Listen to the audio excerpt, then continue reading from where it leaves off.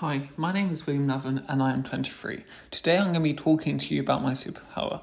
I know what you are thinking. Can he read minds? Does he have a superhuman strength? Can he shoot red lasers out of his eyes? No, none of these. It's my stammer. But it hasn't always felt like a superpower. I have always had labels thrown at me. From an early age, people have deemed it necessary to comment on what my expectations should be for the future. Just bear in mind you might not be able to get a proper job. You will find situations harder than others will. You won't be able to speak fluently. Watch out. Although these comments were supposedly coming from a good place and offered with an ounce of compassion, no kid should ever be told that their dreams are not achievable, even if they are neurodivergent and or have a stammer like myself. If it is dictated to us from a young age that life is going to be harder for us than our peers, how are we supposed to find the encouragement to push ourselves, go against status quo, and see where the journey takes us? How we meant to progress and succeed? I wanted to come here today to talk about the importance of flipping the narrative and how I managed to embrace my stammer and push myself to take advantage of it. But most importantly, how it has shaped the person I am today. I got told I should really only set my sights as high as a barista at Starbucks, which is great if your passion is coffee, but that's not the grace for me. Today I work at one of the top advertising agencies in the world, so it's safe to say that I broke out of the restrictive shackles that were previously placed on me and had to find the odds. Having mentioned the elephant in the room, or as I call it, the stammer in the room, hopefully we will make it to the end of my speech within the time frame. So it's fair to say that I broke out from those restrictive shackles that were previously placed on me, but also to show that having a stammer is great, but also neurodiversity shouldn't change your future. You should live the future that you want to achieve. So now I've mentioned the elephant in the room, or as I call it, the stammer in the room. Hopefully we will make it within the time frame of the speech. So I've got some facts around stammering to tell you, because despite stammering being a very unique topic, but also it's a very fascinating topic, over 1.5 million people in the UK stammer.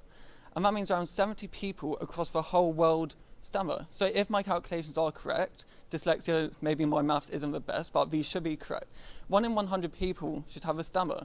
So there should at least be one other person here who stammers. So could everyone stand up? So if you know someone with a stammer, stay standing, and if you don't, sit down. If you stammer yourself, stay standing, and then for the rest of you, sit down. So that just shows that despite how unique stammering is, there is always at least one other person out there. It's quite a self-isolating topic, but you are not alone. But also,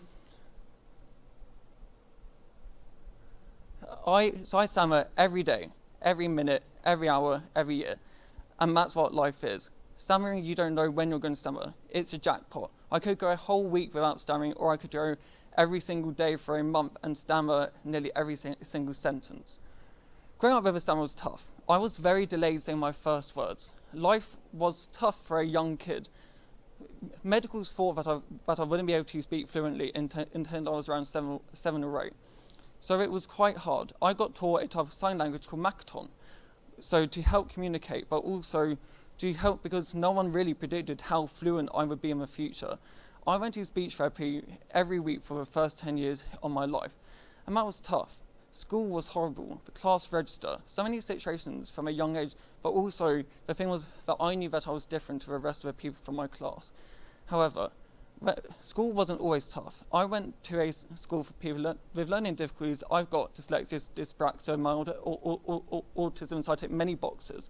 But I went to a school for people with learning difficulties, and this school was called Sunnydowne School.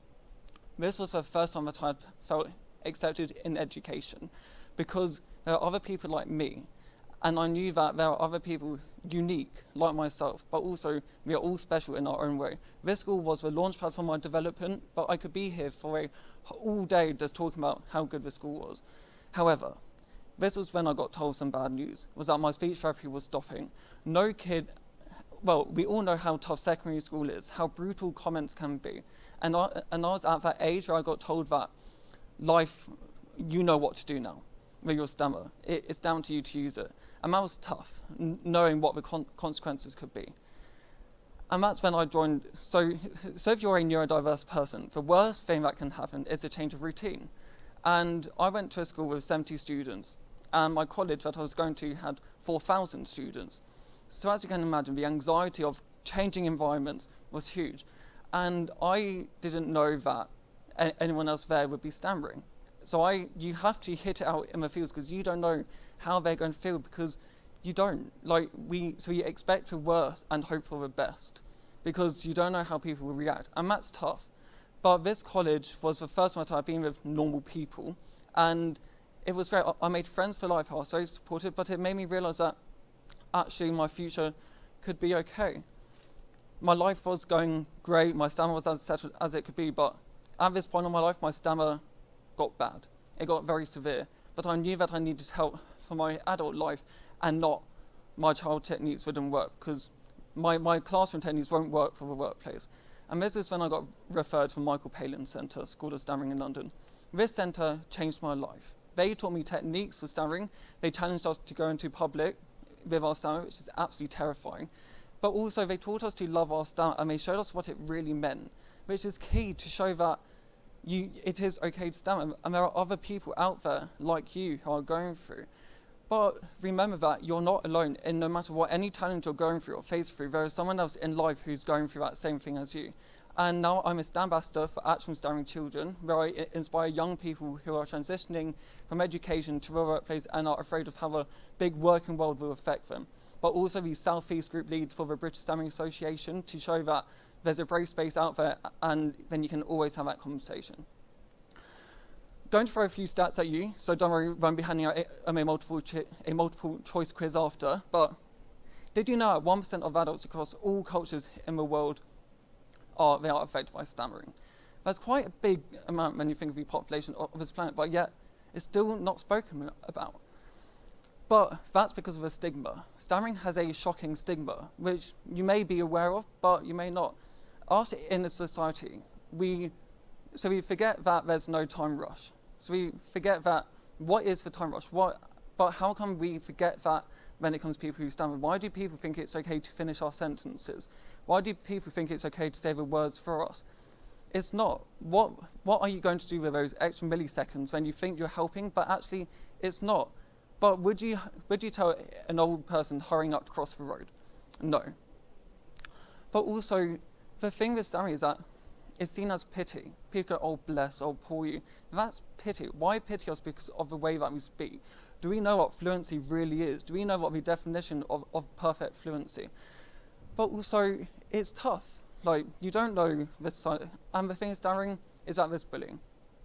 You may be thinking, surely not. 23% of adults in Britain think it's okay to make fun of someone with a stammer. That's not okay. And I've had my fair share. What's wrong with your voice? Why can't you say your own name? Why can't you speak properly? And I even had someone to tell me to F off, and they rolled their eyes when I was asking for help in a tube station. That was only 3 years ago.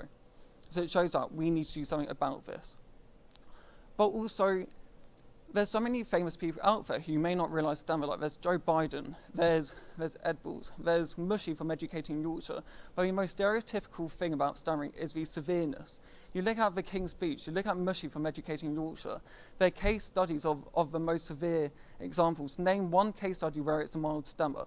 You can't, because it's not seen and spoken about. As we all know, public speaking is terrifying for anyone. If that's a class presentation, team meeting. However, it's even harder with a stammer. But strangely, it gives me the biggest adrenaline and motivation, and I absolutely love it, because I am crazy, and I know that. But the thing is that how can we push ourselves? How can we challenge ourselves so if we don't do what we know what's best for us? But how can we see that? So I got reached out to do a speech at the London City University to feature a speech and language therapist. I was about to reply in seconds in fear and panic, saying no. But I spoke to my old boss, who said, why wouldn't you do it? You will regret it. Do it. And I responded saying, I'll do it. And I'll still never forget that moment of when I did it, but also how much that moment changed my life. And that person knows exactly who they are. but it made me realise that I needed to take the conversation to the next level. I thought, right, how can we do this? How can we take it to the wider story? How can people know about stammering, and how can we break that stigma? I've spoken in national press, presidential election coverage. I've hosted groups of people from all over the world to show that having a stammer is great. You should embrace it, but also the world needs to embrace it. Society needs to embrace everyone's voice. Everyone has a story and everyone needs to hear it. But my driving force is my podcast called Stammer Stories. So the name is pretty self-explanatory. But I talk to people who stammer, people who don't stammer, to hear their thoughts on the topic, but also hear inspiring people who do stammer, to show that it is okay, and there are inspiring stories. So if you're afraid about doing something, someone else is out there helping you and making them do it. But also, that is my driving force and my motivation. And that's how I set the bar higher for the next, to see how can I push myself and take it to the next level. Whenever we go through a tough challenge, we always have nerves in our head that think, and they tell us about the worst case scenario. We never think about the positives. We always think, what if we trip up? What if we panic? Or the client may not like it. Think about the positive side of it. Take away the nerves and see it with a positive mindset, because it changes anything. Like, we have things in our heart that we want to say but can't, all because of our stammer. Imagine going to a conversation knowing that you want to add to it, but you can't, because you're afraid of how people will react to it and how people will fear and that fear. So you keep it inside you. People with a stammer have so many things that they want to say but can't, because they're in fear. No one should ever be fear about their voice. I had a conversation with a gentleman from Nepal. He reached out to me after listening to the podcast. He hadn't been able to get a job for 6 years because he's got a stammer, and every job requires fluency. No one should ever have their stammer put against them from getting a job. That is not okay. But I said, when you stammer, own it. Tell the HR person, because the more you own it in yourself, for the bigger thought process, you won't even think about stammering, but also you feel so much better about yourself. But also the anxiety behind stammering is huge. Like, it's basically those cliche cartoons of like the devil and the angel. They're both clashing at the same time, but you want to listen to a positive thought. Now also think of how that thoughts will change your life. But going from that, I'm now at a point where I can sort of see myself where I'm at and what I needed to do. I knew that university wasn't the best route because of my learning difficulties. So I knew that I would struggle doing assignments and a big dissertation. So I knew that I wanted to go straight into the workplace and then do an apprenticeship. So this is when I came across Multiverse, my apprenticeship provider. I landed my job at PG1 in the operations team. And this team, when I say changed my life, I don't say it lightly, because they embraced me, and they embrace every single person who worked there, no matter what you're going through. And that's key, so you feel open. But also, in this role, so I was a community ambassador for Multiverse. Pre-COVID, we used to go to events, actual schools, to show what the apprenticeship really is, and the experience of what it was like doing one.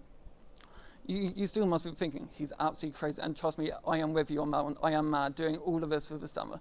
But one of the biggest things that this has taught me is that when you put your heart and soul into it, then once you own it yourself, you will forget about what other people will think.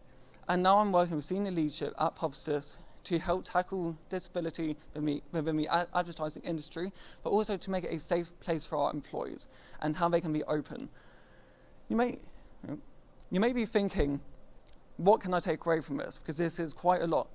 If I can do all of this at 23 with neurodiversities, what is stopping you from applying for your dream job? What is stopping you from doing that project? What is stopping you from doing that meetup with your friends? Nothing is impossible for anyone, no matter what you're going through. Embrace it. So what you should take away from this is, do not judge somebody's voice. Why would you in the first place? Why would you judge somebody by the way that they speak? That's not a human thing to do. Never finish our sentences. Because why? What are you going to do with those extra milliseconds that you've done by finishing our sentences? You're not going to get that time back no matter what. How's that going to help you? But also, what is the rush? Like, there's no constant time bomb that we need to finish the conversation in. Embrace it. Just let the conversation roll, because, like I say, what else are you going to do? but also ask us about our stammer. You would be surprised by how much we actually want to talk about it because you don't have that opportunity to do it. Also, if you stammer, embrace it. Having a stammer does not define you. And if I told my 10-year-old self that I would be doing a TEDx with a stammer, would have either cried hysterically or laughed hysterically. Probably the latter, but anything is possible. And if you have a neurodiversity, embrace it. Use it as your superpower. And my name is William Laven, and I'm 23, and I've got a stammer. Thank you.